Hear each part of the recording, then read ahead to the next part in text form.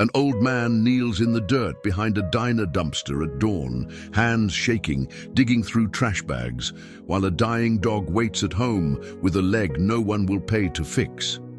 The whole town calls him crazy. They've decided who he is without ever asking why. Then a biker walks in. Leather jacket, tattoos, the kind of man everyone crosses the street to avoid. And instead of looking away, he follows him home.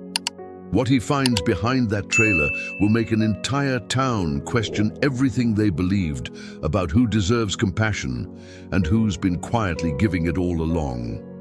The engine of Jack Sullivan's motorcycle rattled to silence outside the Maple Hollow Diner, and for a moment, the only sound left in the gravel lot was the tick of cooling metal and the distant hum of cicadas in the August heat. He pulled off his helmet, ran a hand through hair damp with sweat, and looked at the building in front of him, a squat brick structure with a faded blue awning, the kind of place that had probably looked the same since 1975. Jack was 38 years old, built like a man who had spent a decade doing things that left marks on the body rather than the resume. 2 tours overseas had given him a permanent stillness in his eyes, the kind that made people nervous without knowing exactly why. His leather jacket was cracked at the elbows, his jeans stained with road dust from 3 days on Route 40, and the tattoos climbing his left forearm were visible below his rolled sleeve. He didn't look for trouble. He also didn't look like a man most small towns were eager to welcome. He felt it the moment he stepped inside. The bell above the door rang, and 6 heads turned at once. An older couple by the window pulled their plates a little closer. A man in a feed store cap set down his coffee and watched Jack cross the room the way a person watches a dog they aren't sure has been vaccinated. "Sit anywhere, hun," the waitress called, though her voice had a practiced brightness that didn't quite reach her eyes. Her name tag read Sherry. She was maybe 50, hair pulled back tight, the kind of tired that came from decades of double shifts. Jack chose a booth near the back, the one that let him see the door and the parking lot both, an old habit that had never left him, not since his second deployment. He ordered black coffee and the eggs, and Sherry brought them without much conversation, refilling his cup a little too quickly, as if the sooner it was full, the sooner she could walk away. He didn't mind. He was used to it. There was a particular tiredness that came with being read wrong before you'd said a single word, and Jack had made a kind of peace with it over the years. Not because it stopped hurting, but because arguing with it never changed anything. People saw the leather and the ink and made their decision. The $200 he'd once donated anonymously to a children's hospital. The 11 years he'd spent riding cross-country every October to deliver toys to foster kids with the Steel Horizon Motorcycle Club. The fact that he hadn't raised his voice in anger in longer than he could remember. None of that showed up on the outside. Only the leather did. He was halfway through his eggs when he noticed movement outside the window, past the dumpster at the edge of the lot. An old man, thin as a fence post, was leaning into the diner's trash bin, one arm braced on the rim, the other digging carefully through the bags inside. Jack watched him work.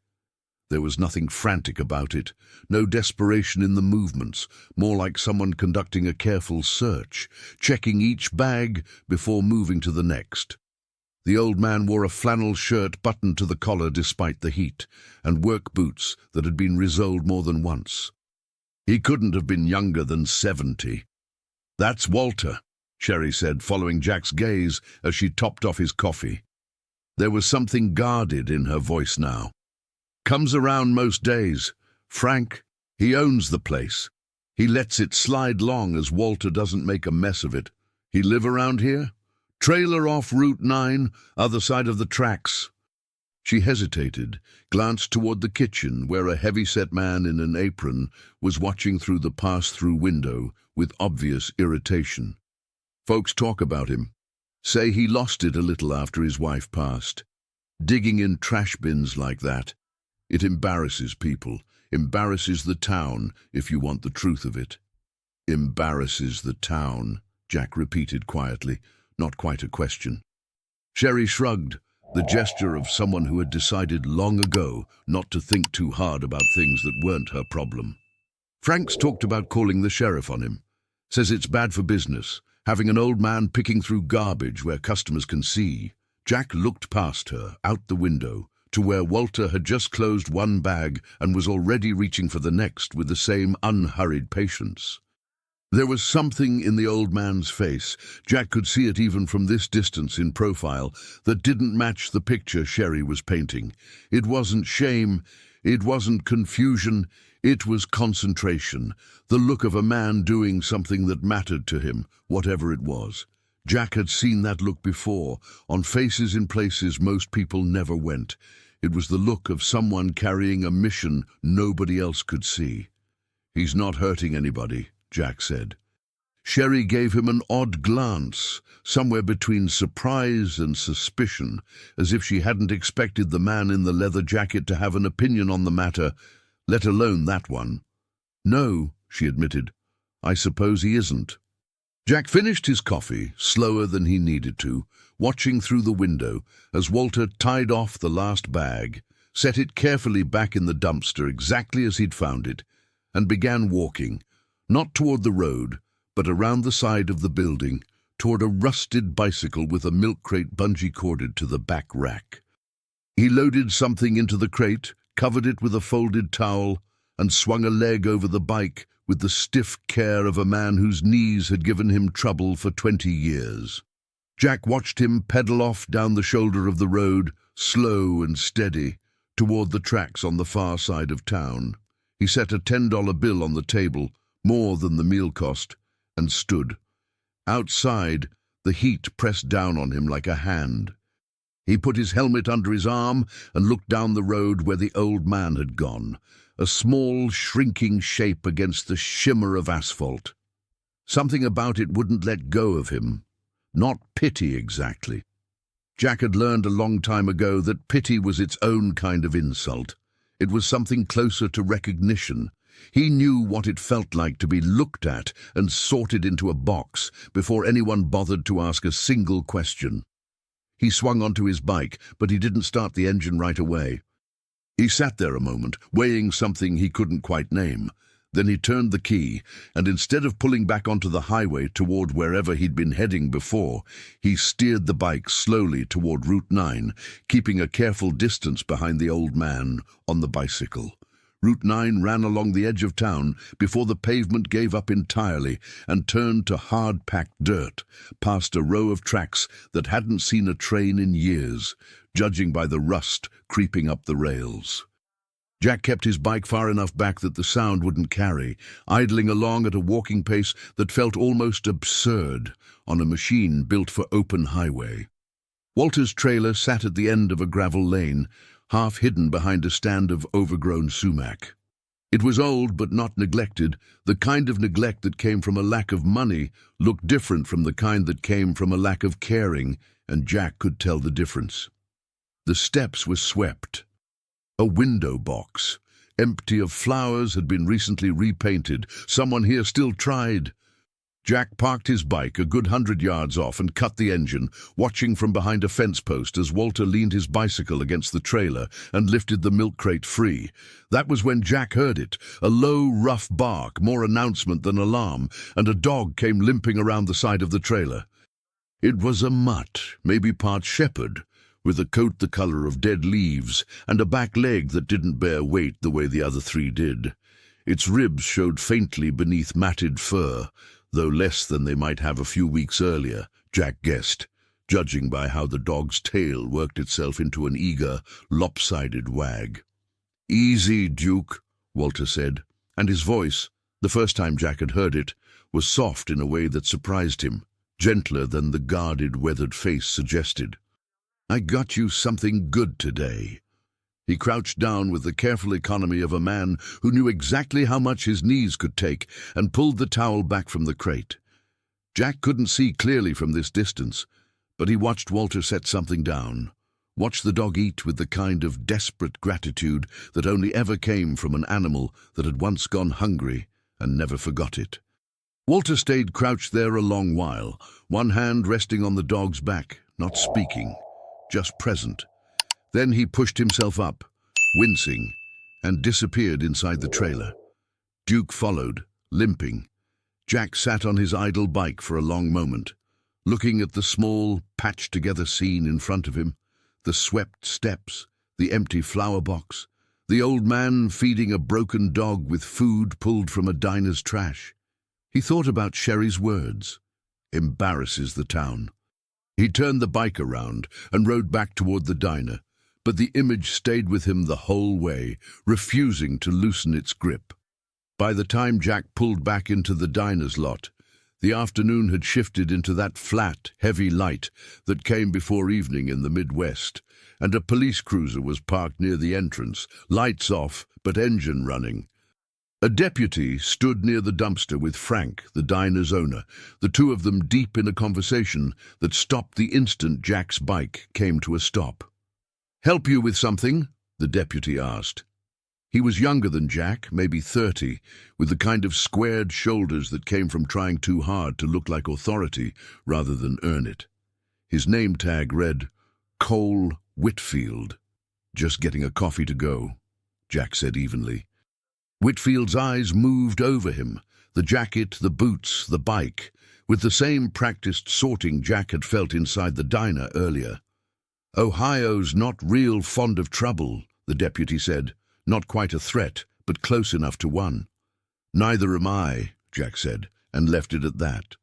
He walked past them into the diner, but he'd heard enough of Frank's tone before it cut off to understand where the conversation had been heading. Inside, Sherry was wiping down the counter with more force than the job required. "They're going to do something about Walter?" Jack asked, sliding onto a stool. Sherry's mouth pressed into a thin line. "Frank wants him trespassed. Says if the deputy tells him once, official-like, and he comes back, they can arrest him next time." She lowered her voice. "For digging in a dumpster that's about to get emptied anyway.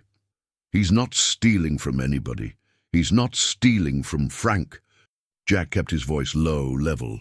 "He's feeding a dog that would probably be dead without him." Sherry looked up, surprised again by the second thing this stranger in leather had said that day that nobody else in town seemed willing to say out loud. "How do you know that?" "I followed him." Jack didn't see a reason to lie about it. "Saw the dog, saw the trailer. Man's not crazy. He's just poor and proud and doing right by something nobody else is looking after." Sherry was quiet for a moment, turning a coffee cup slowly in her hands. "His wife's name was Carol," she said finally, like she was deciding to trust him with something. "Passed almost 2 years back. Cancer, I heard.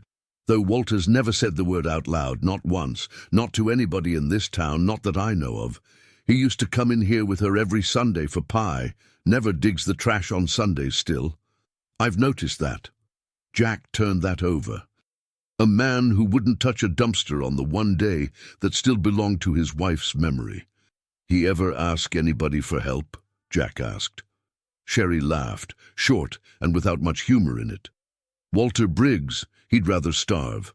Man built houses in this county for 40 years, raised 2 kids who don't call anymore.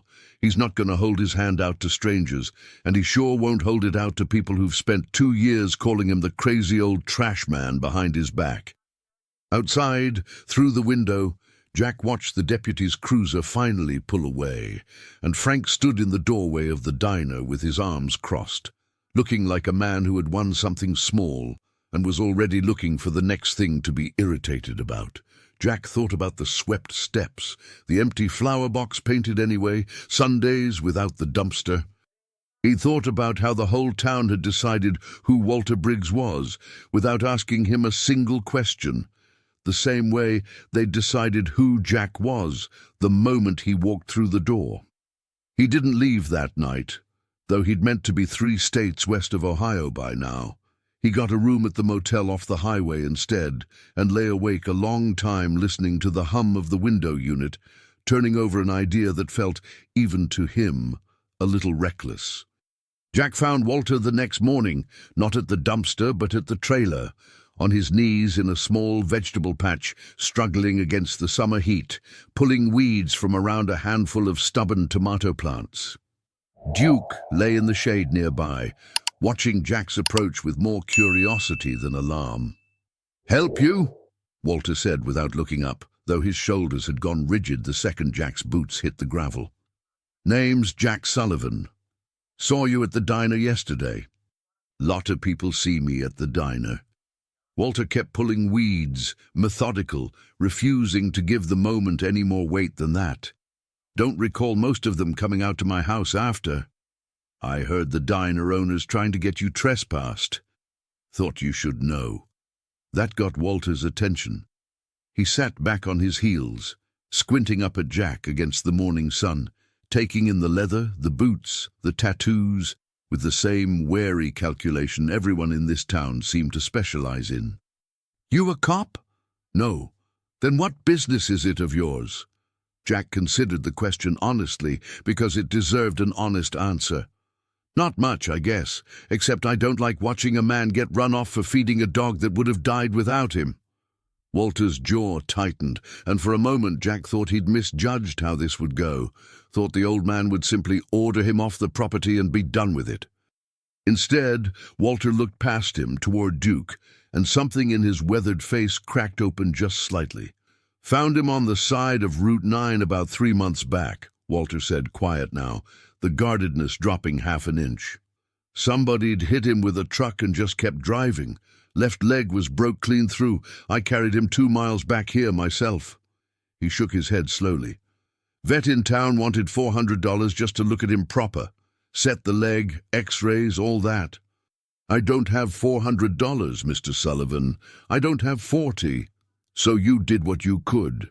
Splinted it myself, best I remembered from farm work 60 years back. Been feeding him what I can find and what I can't afford ever since. He still favors that leg. Might always. But he's alive." Walter's voice caught, just barely, on the last word, and he looked away toward the tree line like he was angry at himself for letting it show. "Man my age, in a town like this, you learn quick nobody wants to hear about your troubles. They just want you tidy, quiet, out of the way where they don't have to think about you." Jack crouched down, slow, unthreatening, the way he might have approached a spooked animal, and let Duke sniff his hand before scratching gently behind the dog's ear. "I've got some money," Jack said. "I'd like to help with the vet." Walter's spine went straight as a fence post. "I don't take charity." "It's not charity. It's just money, and I've got more of it than I need this month."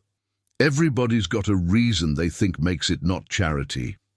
Walter's voice hardened, pride flaring up bright and sudden. "You don't know me. You rode in here yesterday on a motorcycle, and now you're standing in my yard offering me money, like I'm some kind of project you picked up. I built houses in this county for 40 years, Mr. Sullivan. I never once took a handout, not from the county, not from my own children, and I'm not fixing to start now because a stranger in a leather jacket feels sorry for me." The words landed harder than Jack expected, not because they were cruel, but because there was truth buried in them that Jack recognized in himself. He knew what it was to have people decide who you were and offer help or judgment, based on a picture that had nothing to do with the person underneath. Walter wasn't wrong to be careful. He'd probably had good reason to learn it. "Fair enough," Jack said, standing, hands raised slightly in something like surrender. "I won't push it." He turned to go, but Walter's voice stopped him before he reached the gate. "Why do you care?" the old man asked, and there was something almost accusing in it, like he needed the real answer before he could let this go. Jack thought about it for a moment, honestly. "Because 2 days ago, in a diner 400 miles from here, a waitress refused to serve me until her manager checked my ID twice, even though I hadn't said a word wrong to anybody. People look at me and decide things. I've had a badge pulled on me for standing too close to my own motorcycle outside a gas station. I know what it's like to be sorted before anybody bothers asking a question." He held Walter's gaze. "Seemed to me yesterday like you were getting sorted the same way. Figured that was worth something." Walter didn't answer right away. He looked at Jack for a long moment, then down at Duke, who had rolled onto his back in the dirt, tail thumping lazily. "Appreciate you telling me about Frank," Walter said finally, gruff again but softer at the edges. "That's all I need from you." Word moved fast in a town the size of Maple Hollow, faster than Jack expected. By that evening, sitting at the same back booth in the diner, he could feel the shift in the room the moment he walked in. A new kind of attention, sharper than simple wariness. "Heard you went out to Walter's place," Frank said, appearing at the table with none of the false warmth he'd shown other customers. He was a big man, red-faced, the kind of person who mistook volume for authority. "Heard you two had yourselves a nice long chat." "Word travels. This is a small town, Mr. Sullivan. Folks around here look out for each other." Frank's eyes flicked meaningfully toward the door, toward Jack's motorcycle parked outside. "We also look out for strangers who show up asking a lot of questions about a vulnerable old man. Man like Walter, confused, alone out there, somebody could take advantage real easy." Jack understood the implication clearly enough. Frank had decided, without asking a single question, that Jack's interest in Walter was some kind of scheme. It would have been almost funny if it hadn't been so exhausting, the way the whole town kept reaching for the same conclusion. Biker equals danger, no matter which direction the facts actually pointed. "I offered to help pay a vet bill," Jack said. "He turned me down flat, that's the whole of it." "That's so." Frank didn't look convinced. "Deputy Whitfield mentioned he might want to have another word with you, just to be sure." Sherry, refilling coffee 2 booths down, caught Jack's eye with an apologetic look she didn't dare put into words with Frank standing right there. Jack understood. She had a job to protect, same as everybody else in this town trying to survive on tips and caution. He finished his meal in silence and paid in cash, and as he walked out into the parking lot, he found Deputy Whitfield leaning against his cruiser, arms crossed, waiting.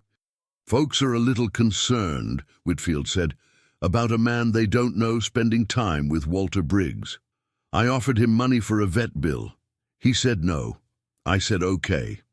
Jack kept his voice even, though something tired and familiar was building behind his ribs, the sensation of being disbelieved no matter what truth he offered. "That's the whole story, Deputy." Whitfield studied him a long moment, the wariness in his young face not quite hostile, but not friendly either. "Just so you know, we don't get a lot of trouble here. Folks like it that way." "I'm not trouble," Jack said quietly. "I never have been, but I'm getting real tired of proving that to people who never once gave me the benefit of the doubt."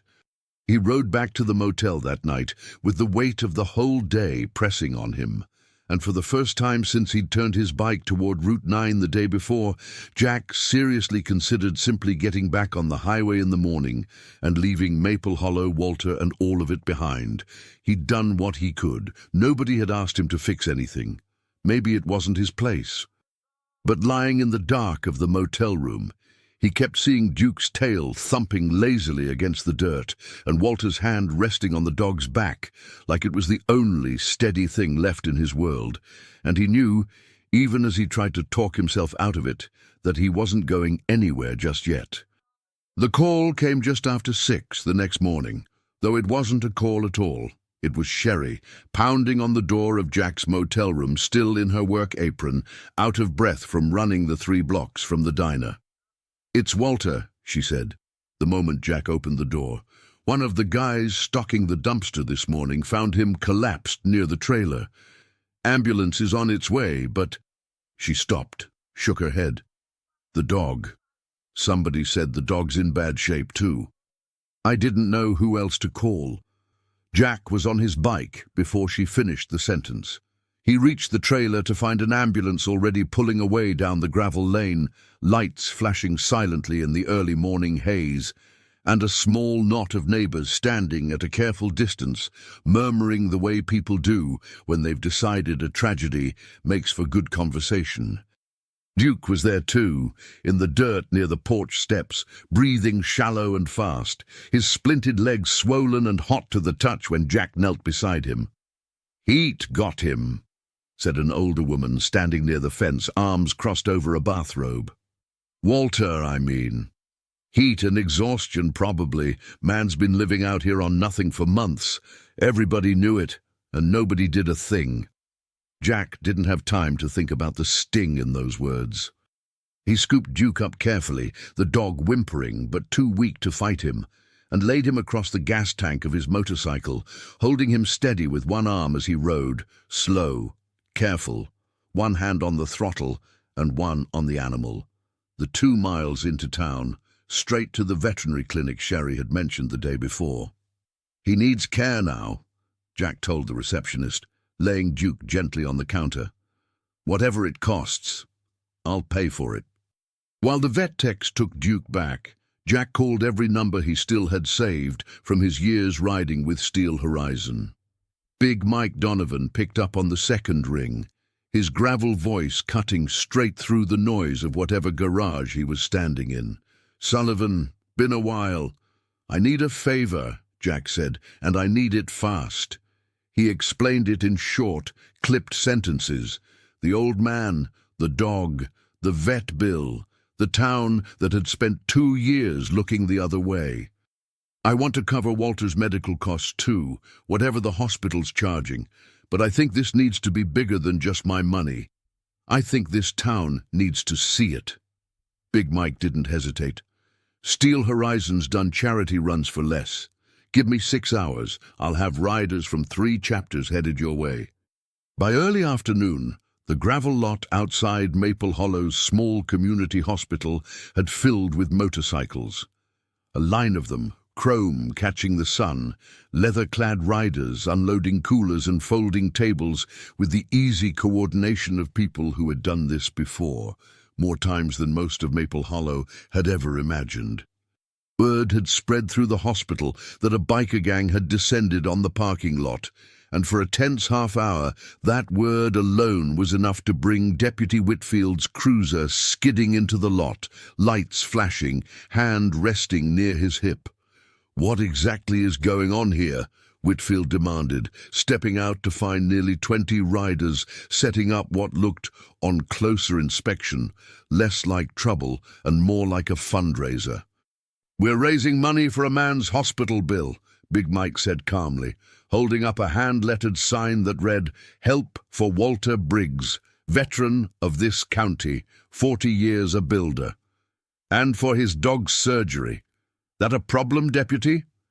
Whitfield's eyes moved over the scene, over the coffee cans already half full of donated cash from passing cars, over riders patiently explaining to curious townspeople exactly who Walter was and what he'd quietly given to this county for 4 decades, over Jack standing near the hospital doors, having just come from the reception desk where he'd handed over a card to cover whatever insurance didn't reach. The deputy's hand slowly dropped away from his hip. Frank called this in as a disturbance, Whitfield said, quieter now. Frank's wrong, Sherry said, arriving on foot, still in her apron, having walked the whole way from the diner the second her shift ended. She planted herself squarely in front of the deputy, a fire in her that Jack hadn't seen in her before. This town spent 2 years calling Walter Briggs the crazy trash man and calling anyone who rides a motorcycle a criminal, and in one afternoon these men have raised more for that old man than this whole town managed to offer him in 2 years of watching him dig through garbage. Maybe you ought to write that down instead. Whitfield looked at the coffee cans, at the growing line of townspeople now stepping forward, moved as much by shame as by generosity, to add what they could. He looked finally at Jack. The other day, Whitfield said slowly, I told you Ohio wasn't fond of trouble. I remember. I think I had the wrong idea about what trouble looked like. The deputy extended a hand, and after a moment, Jack shook it. Inside, Walter woke that afternoon to a hospital room, dehydrated and exhausted but stable, and to the news, delivered gently by a nurse, that his medical bills were covered, that his dog was already out of surgery and expected to make a full recovery, and that there were, at last count, upward of 60 people gathered in the parking lot outside, most of them strangers on motorcycles, raising money on his behalf. "Why?" Walter asked Jack when he came to sit at the old man's bedside, his voice raw and disbelieving. "Would people who don't even know me do something like this?" Jack thought about Sherry's fire in the parking lot, about Big Mike dropping everything on a 2-hour notice, about 11 years of October toy runs nobody in this town had ever known about every version of himself that had been sorted and dismissed before anyone bothered to ask a single real question. "Because somebody finally asked the right question about you," Jack said, "instead of deciding the answer before they looked." Walter's eyes, tired and rimmed red, filled slowly, and he turned his face toward the window rather than let the tears fall in front of a stranger. But his hand, when Jack reached out, gripped back hard enough to leave a mark. Duke came home from the veterinary clinic 8 days later, his leg properly set and pinned this time, wrapped in a clean cast that would need another 6 weeks to heal completely. He rode home in the sidecar of a motorcycle borrowed from one of Big Mike's riders, tail wagging the entire 2 miles down Route 9, and by the time they reached the trailer, half the town seemed to have gathered in the yard. It wasn't charity anymore, not in the way Walter had feared it would be. Somewhere in the 8 days since the parking lot fundraiser, the shape of things in Maple Hollow had quietly shifted. A group of men from the hardware store had spent a Saturday reinforcing the trailer's porch steps and patching the roof at no charge. Sherry brought over casseroles twice a week, sitting with Walter on the porch afterward, no longer treating him like a problem to be managed, but like a neighbor she'd simply failed to notice for 2 years. Even Frank, gruff and awkward about it, showed up one afternoon with a standing offer: free coffee and pie at the diner, any day Walter wanted it, Sundays included. "Didn't do it because I felt sorry for you," Frank had mumbled, staring hard at his own boots. "Did it because I was wrong about you. Been wrong a long while, probably." Walter had simply nodded, understanding better than most what it cost a proud man to say something like that out loud. Jack stayed in Maple Hollow 11 more days, longer than he'd meant to stay anywhere in years. He helped patch the trailer's roof alongside the hardware store crew, taught Walter's neighbors how little there was to fear in the sound of a motorcycle engine, and sat most evenings on Walter's newly reinforced porch steps while Duke, cast and all, learned to navigate the yard on 3 good legs and 1 stiff one. "You could stay," Walter said one evening, the two of them watching the sun drop low and orange behind the tree line, Duke asleep between them with his head on Jack's boot. "Town could use a man who sees people the way you do." Jack smiled, the kind of tired, genuine smile that didn't come easily to him most days. "I've got a road waiting on me, Walter, always have, but I'll be back through. And if this town ever forgets what it learned this month, I imagine Sherry will set them straight quick enough." Walter laughed, low and real, and for a moment the two of them just sat there in the dying light, an old man and a stranger who had refused to see him the way everyone else had, understanding each other in a way that didn't need many more words. On his last morning in town, Jack found nearly a dozen riders gathered outside the diner to see him off, Big Mike and Sherry with a to-go bag of pie she insisted he take, and even Deputy Whitfield, who shook his hand a second time and admitted, with something close to embarrassment, that he'd been the one to suggest the town put up a small bench near the diner's entrance, engraved simply, "For Walter, who taught us to look twice." Walter stood at the edge of the group, one hand resting on Duke's head, watching Jack swing a leg over his motorcycle one final time. "Judgment's an easy habit," Walter said, loud enough for the small crowd to hear. "Costs nothing to look at somebody and decide who they are before they open their mouth. Costs everything, though, when you're wrong." He looked around at the gathered faces, Frank's, Whitfield's, Sherry's, the neighbors who had once crossed the street to avoid him. "This town looked at me and decided I was broken. Looked at Jack here and decided he was dangerous. Turned out we were the two people looking out for each other the whole time, and nobody else bothered to notice till it was almost too late." Jack started the engine, the familiar rumble filling the quiet morning air, no longer a sound that made anyone in this particular parking lot flinch. "Compassion doesn't always look the way you expect it to," Jack said, meeting Walter's eyes one last time. "Sometimes it's wearing leather, sometimes it's digging through a dumpster at 6 in the morning because a dog needs feeding. Either way, it's worth a second look before you decide what it is."